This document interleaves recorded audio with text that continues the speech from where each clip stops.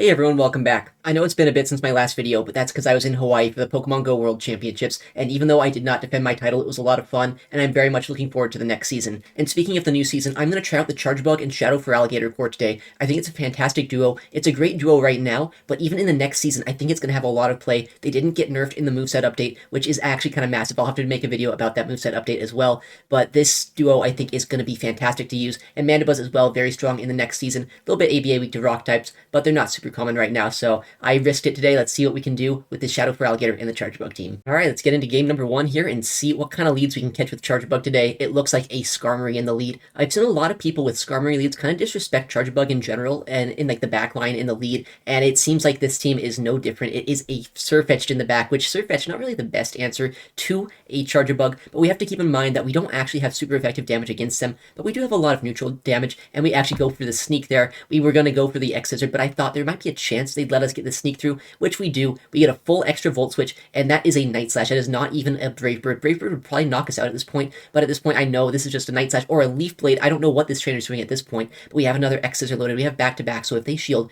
I can throw both of these X-Scissors before they can get another move off. Looks like we can take switch advantage of this game, and now in comes that Skarmory. This is very interesting. Like, how weak do you have to be to a Chargebug to bring back in a Skarmory into this? I have two discharges. I know for a fact I can get them both off, and I can knock out this Skarmory or take their final shield before I even need to reveal a single Pokemon in my backline. Discharge is going to come through. It's going to get the knockout here, and in comes their final Pokemon. It is a Medicham. Medicham is a relic of the past, and it's even going to be more so a relic of the past in the next season. They are nerfing Counter, but right now Counter is still one of the best moves in the game. Looks like this Medicham is trying to work its way here through our Feraligatr, but we can just shield up, go for these Hydro Cannons, go for the Shadow Claws, and it's a Power Up Punch Medicham. That's some great stuff, trainer. I'm a big Medicham fan myself. I have one in the background right here, but I would not ever recommend Power Up Punch. I am a believer in the Psychic and the Ice Punch moveset. This Medicham, no match for Feraligatr. GG's to our opponent. Let's get into the next game.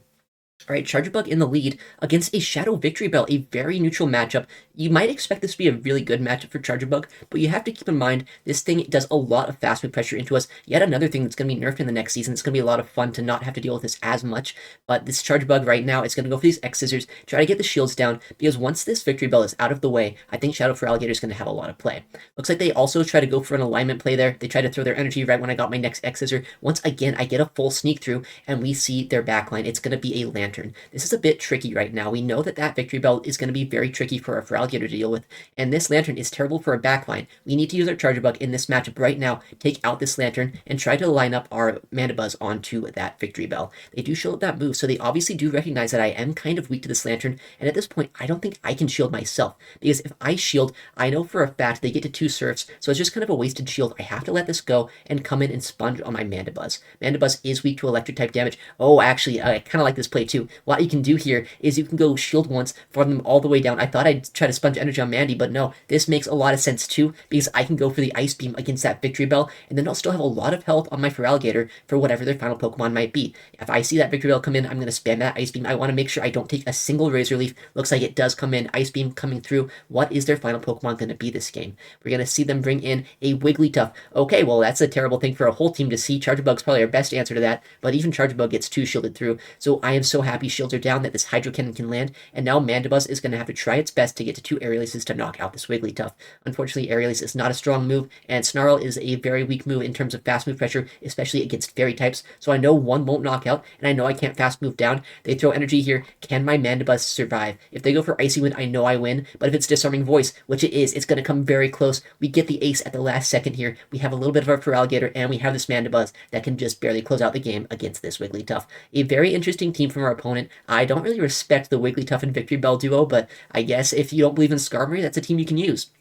Speaking of Skarmory, though, I guess here we have one in the lead this game, and they safe swap a Lantern. Lantern is one of the most interesting safe swaps out there. A lot of things that hardwall this Pokemon, so seeing them swap this in means they're probably pretty desperate against my Chargebug right now, and I also know for a fact some of these teams are just triple weak to Chargebug. I've seen Skarmory with Lantern and then Poliwrath in the back as well. If that is the case, then I need to make sure that I keep my Chargebug alive. I need to have energy, I need to have health on it, and as long as I keep my Chargebug around, I should be in a good position to win this match. I'm going to show up this next Surf, farm them all the way down, since they let that Surf, or since they let that X-Scissor through. I can chill this up. They're not going to get to a third Surf here. There is no way Lantern is going to be able to knock out our Chargebug. And what are they going to bring in at this point? It could be that Skarmory, it could be their third Pokemon. Are they going to do anything? No. I guess they're going to top left because they are so incredibly weak to Charge Bug. It probably was that Poliwrath in the back. Charge Bug was just going to sweep their entire team. Okay, well, finally we have a very bad lead. That is a Skeletor. One of the worst things to see, but the safe swap for Alligator here is one of the best safe swaps in the game. It's going to be even better next season once Poliwrath gets nerfed, once Vigoroth gets nerfed, once Lantern gets nerfed. Basically, all of for Alligator's checks here are going to be out of the way. Right now, though, we do have to deal with this Poliwrath kind of being a troublesome Pokemon to deal with. They go for the Icy Wind. They did shield that first move, and now I know, since I have shield advantage here, all I really want to do in this matchup is make it so I have shield advantage from Mandibuzz in the backline. We go for a Hydro Cannon at the last second, get as much damage as we can here, and if I can go for a full farm down, I think that's going to be the play. The way that my Charge Bug's going to have some play this game is if I can farm this all the way down, maybe use my Mandibuzz with shield advantage to sweep the backline, and hope at this point that they're not just going to hard wall us this entire game. They don't get to another move, luckily, and now Mandibuzz does come in. What is their final Pokemon going to be? They don't swap out, and they do throw energy here. This Disarming Voice would do a lot of damage, and at this point, I need to shield something in this game. I have a lot of energy left over on our Charjabug, and in comes their final Pokemon. It is a double Gator team. Looks like the Skeletor plus for Alligator duo. Luckily, Mandibuzz is a fantastic pick into this team. Dark Pulse is going to do a lot of damage, but this is a non-Shadow Gator. What this means is that I don't two-shot them, at least not very easily here, not without a little bit more fast move pressure, but this next Dark Pulse is going to come through, put them very low, and I have to make a call. Is it running Ice Beam or is it running Hydro Cannon and Crunch?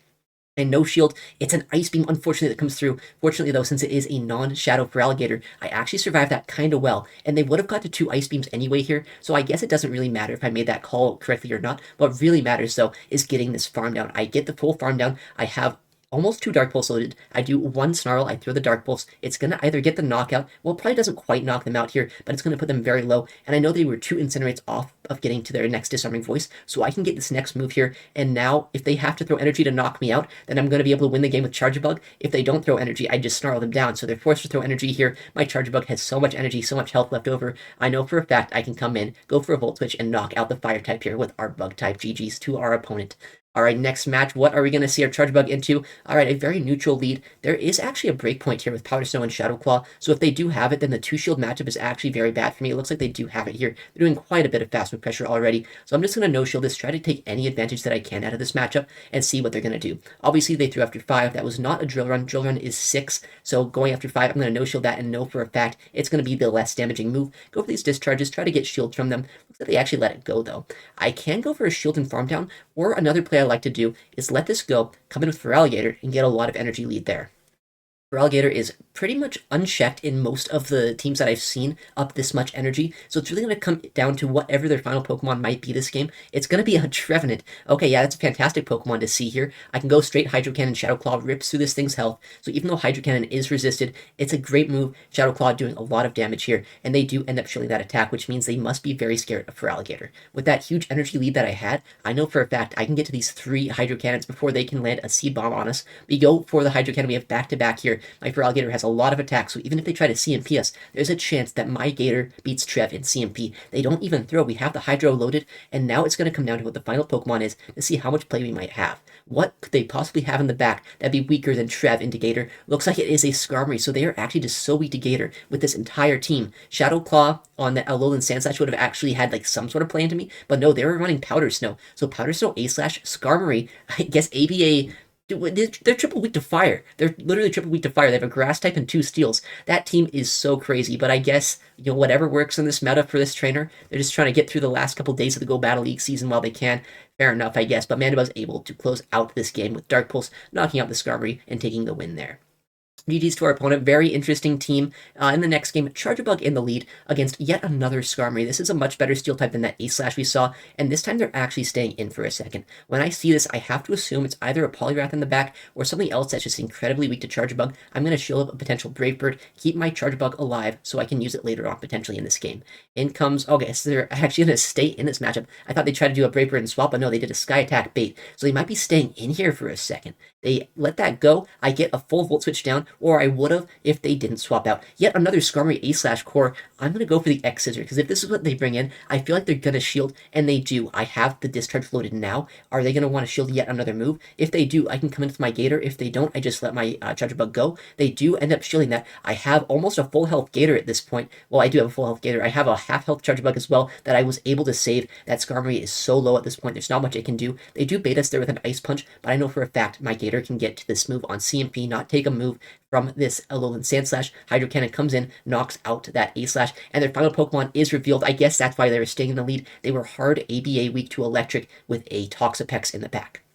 Toxapex is a Pokemon you might expect to be a hard answer here to Feraligatr, but look how much damage these Shadow Claws and these Hydro Cannons are doing to this trainer. They do make a nice catch on Skarmory, but honestly, I didn't really care if they caught or not, because I knew for a fact Mandibuzz is pretty much fine enough into that matchup that it doesn't really matter, and I can also try to make a catch here against this Toxapex on a Brine. I still have my Mandibuzz, I still have my Charger Bug as well, which if they don't knock me out, I can go for a Discharge. I can basically knock them out here with my Charger Bug. Mandibuzz, once again, not really needing to see much light of day in this battle. Discharge gets, oh, that was a top left actually. GG's to our opponent. Yeah, that Charger Bug Core Breaker, absolutely one of the worst things their opponent could have seen that game. All right, next lead against a Lickitung. Lickitung, very uncomfortable for this team, honestly. The worst thing about this is that we have Mandibuzz for this in the back, so it's unlikely Mandibuzz has a lot of play unless they are running like the Lickitung and Annihilate duo. So what I want to do is I want to just kind of neutrally play out this matchup, try to make it so I set up my Feraligatr for later on, because Feraligatr does like to avoid this Lickitung if possible. So Charger Bug is kind of like the second best spot for this speed if it's not on my Mandibuzz.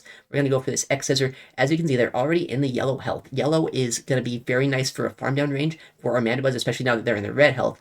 I could try to shield this. Charger Bug does win the 2 shield, but I always hate going down shields with these Shadow Gator teams. So if I keep my shields, if I get a farm down with my Mandibuzz and hopefully knock out their best answer to Shadow Gator, I should be in a decent spot this game.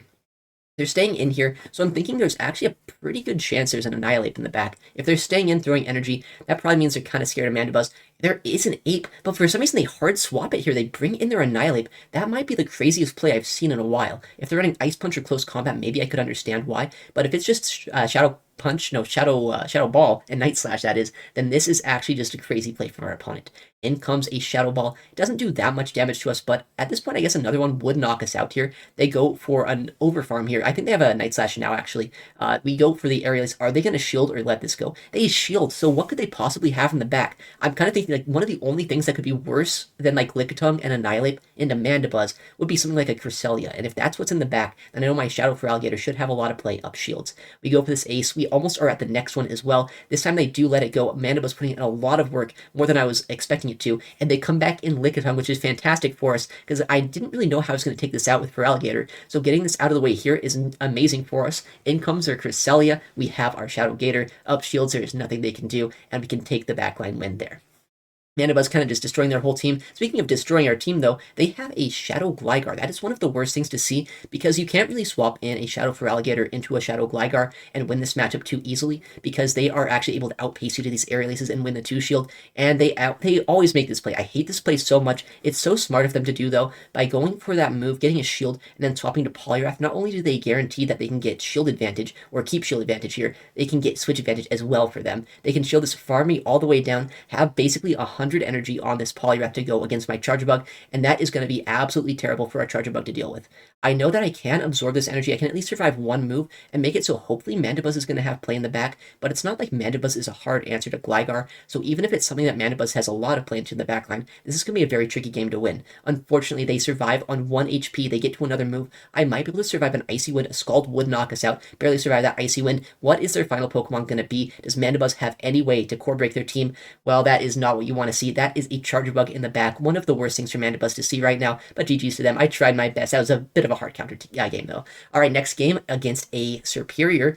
Very good lead for Charger Bug just because we resist Grass-type damage, but then they safe swap to a Goodra here. Goodra is a very tricky Pokemon for this entire team, but I can go for the X-Scissor, swap into Mandibuzz, and absorb energy here. I know Thunder Punch is a super effective move, but Mandibuzz is so bulky, I can get to these Dark Pulses, and since I got that chip damage, I know I always outpace them to the second move here, and I can also just basically guarantee the one-shot here with these Dark Pulses. Dark Pulse will come through. Are they going to shield or let this go? They do let it go, and they don't get to another Thunder Punch. They likely have an answer for me in the backline. Looks like they do. It is going to be a Dugong, one of the more awkward Pokemon for my Mandibuzz to see here, but we have to keep in mind that now our Charger Bug is actually looking pretty strong this game. I'm thinking they're probably just going to go for a full farm down here, which could actually be a little bit awkward. 100 energy on this Dugong could actually put in quite a bit of work against both my Feraligatr and my Charger Bug later on. What I think I want to do, though, is just let this go down, give them the energy. They overfarmed so much here. They went well over 100 energy. Absorb the energy on my Feraligatr, Alligator and see what they're going to do. They went over 100 energy even more with this for Alligator play by going for an extra ice shard, that is. They go for a drill run, which is nice to see. They don't debuff our attack, and I know at this point, for Alligator could even put in work against that Superior, so just shielding this up, keeping my options open, could be helpful for winning this game. In comes that Superior. I know that I outpace them. I just need to land a single move against this if I want to be able to knock them out with my for Alligator. I have a Hydro Cannon loaded, and that Dugong is basically energy dry at this point. I think they're 4 ice shards away from a move. They just get fast moved down by either my Charge Bug or my Gator before they get anything, so really that Dugong is more of a catch at this point. We call an Aerial Ace bait. They need to throw a Frenzy Plant if they want to knock us out from this range, and I know for a fact I need to land 2 more moves against this if I want to have any chance to win this. They do let that move through, which is nice to see, but we have to get another move. We need to draw this shield so I can Hydro Cannon the Superior and hopefully take the game. We can shield up this attack. It is a Frenzy Plant, which is really nice, and we can go for this X-Scissor. Our Switch Clock is now up, and we also have that Hydro Cannon loaded, so we just have to make sure that we can come in with our Feraligatr at some point where they're not actually going to throw a move, and they don't make a catch, they don't throw a move. We get this Hydro Cannon off, and we can knock out this Superior, and now we have the Shadow Claws that we can throw against this Dugong, and easily fast move it all the way down, taking the game against a very good lead, but a bit of a tricky backline. GG's to our opponent. Our next game against an Empoleon in the lead. Okay, very good lead, but I've seen a lot of these Empoleons with like a double dragon lineup, which could be a little bit tricky. There's one dragon on our screen right now. I'm going to play it out the exact same way. Go for the X-Scissor, come in with Mandibuzz, and hopefully leverage some sort of advantage with our Mandibuzz in the back line.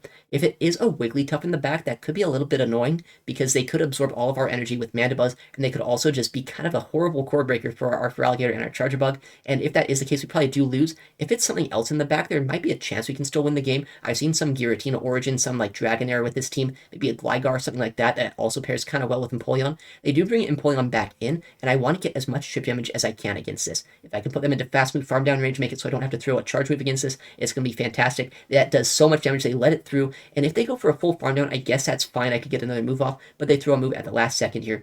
I know at this point they're almost at another Hydro Cannon though. It would do a lot of damage to Charger Bug, so if they happen to throw that, I probably would have just shielded that move, but okay, in comes a Gligar. I was talking about how Gligar is a little bit uncomfortable for Feraligatr. What I'm doing here, I'm actually chipping it with an X-Scissor to make it so I can get as much damage onto this as possible. I know I need to get this damage through. I need to get both shields from this, and I need this to be an Aerial Ace. I can survive that, hopefully get to 2 moves, and maybe I can still make something happen with our Charger Bug.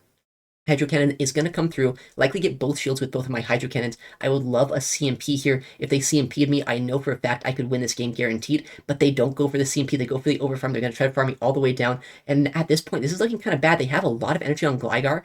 I have to call that they're going to go for an Aerial Ace. If they do ace me, then there's actually still a win condition in this game, that is to go for an X-Scissor here and try to get to another X-Scissor against that Empoleon. They throw yet another attack against me. I have my X-Scissor loaded, and they throw the dig there. I guess it doesn't really matter for them because they wouldn't get to another move anyway, but this X-Scissor coming through, it's going to knock them out. Can I survive enough Steel Wings here to get to an X-Scissor and take the game? Looks like I just barely can on 1 HP. We both had 1 HP at the end of this, but I have the X-Scissor loaded, and they don't have a move. They don't have double, at least. We can take out the Empoleon with Charger Bug, just barely overcoming a very good lead into a very terrible backline. All right, next matchup against an Annihilate in the lead. Our entire team's actually pretty strong against this. We have to keep in mind that a lot of the time Annihilate does have things like Dugong, maybe Bastiodon in the backline, maybe Spark Lantern as well. Spark Lantern would be absolutely terrible to deal with, but even though we do have 2 hard Electric-type losses in the back, I actually don't really hate our matchup into Lantern with either Mandibuzz or Shadow Gator, just because these Pokemon are so strong. Mandibuzz is so bulky, Gator is just so offensive. You can actually make some stuff happen there, so if it is going to be a Lantern in the back, I'm not super worried. They did actually end up shielding that first discharge. Are they going to shield the second? They double shield their Annihilate. At this point, I have 2 shields to 0. I'm totally fine taking that. I love using 2 shield Gator to try to sweep games. And they go for another bait here. Crazy stuff. Do I get to another move? They throw the energy right at the last second. I can absorb any energy this thing has on my Mandibuzz, but I also know I can go for switch advantage here, and in comes that Lantern. I was talking about how Lantern in the back could be a little bit tricky, but we have shield advantage. We get this discharge off, and now we can come into Mandibuzz, get to 2 Dark Pulses before they're going to be able to get to 2 Thunderbolts, and be able to kind of neutralize this, hopefully set up our Feraligatr in the backline to win this game. It's really going to come down to what their final Pokemon might be. I've seen this team a lot of the time, either with Dugong or with Skarmory. Either Pokemon would be a very good matchup for Feraligatr, but that Annihilate is still alive. It could be a little bit tricky to deal with, and I know I have to throw an alignment here, or else they will get that Thunderbolt at the last second.